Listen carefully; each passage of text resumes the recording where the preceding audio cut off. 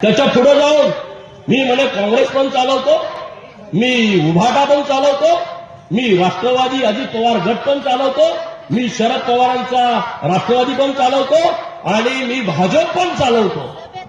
अरे एवढा मोठा यानं घास घेतलाय, गळ्यात अडकल मला आता वाटतं हे घास. भाजप काय तुला एवढं सोपं वाटलं का रे दादा? ते बाकीचे पक्ष तुम्ही चालवत असाल. अरे भाजप ही कार्यकर्त्यांची पार्टी आहे.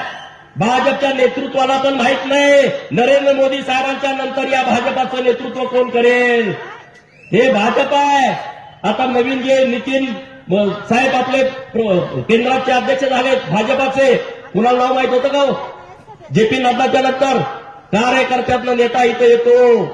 हे काय उद्धव साहेबांची पार्टी नाही, बाळासाहेबांच्या नंतर त्यांच्याकडे आली. ही काय पवारांची पार्टी नाही, त्यांच्या वारसाकडे आली. ही काय मुलायमसिंग यादवांची पार्टी नाही, त्यांच्यानंतर त्यांच्या मुलाकडे अखिलेशकडे आली. ही काय लालू प्रसादाची पार्टी नाही, त्यांच्यानंतर त्यांच्या मुलाकडे तेजस्वीकडे आली. ही काय जयललिताची पार्टी नाही, ही काय ममता बॅनर्जीची पार्टी नाही, ही काय देवेगौडांची जनता दल नाही. ते गेले का लगेच म्हणजे राजकारणात बाजू झाली का कुमारस्वामींच्याकडे आली.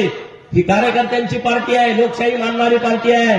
एवढा मोठा घास घ्यायचा नसतो. सोसल एवढं करा, पैसा तुमच्याकडे आला हे मान्य आहे, पण एवढं माजू नका. मेंढक्याकडे सुद्धा पैसे आले. आता 700 रुपये किलो मटण झालंय. पहिलं 700-800 रुपयाला बकडं जायचं, ते आता 15-20 हजार 25 हजाराला जात आहे. माडग्या बकडा मार्केटमध्ये आणला 1,00,000-1,50,000 रुपयाला जातोय. असे आहे. आता म्हणे प्लॅनिंग विट्यामध्ये जसं रात्रीचे पैसे वाटले तसे आटपाडी तालुक्यातल्या मतदारसंघात पैसे वाटायचे.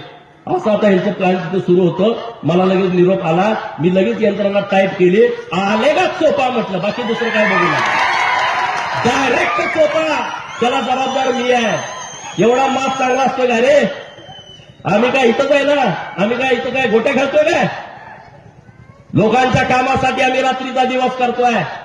बापू साहेबांच्या तुम्ही आला, माझ्याकडे आला, निम्या रात्री 1ला 2ला जरी आला, आम्ही तुमची कामं केलेली आहेत आणि आम्ही तुमची कामं करण्यासाठी बांधील आहे. आम्ही तुमच्यावरती उपकार करतोय अशातला भाग नाही. लोकप्रतिनिधी म्हणून आमची ती जबाबदारी आहे.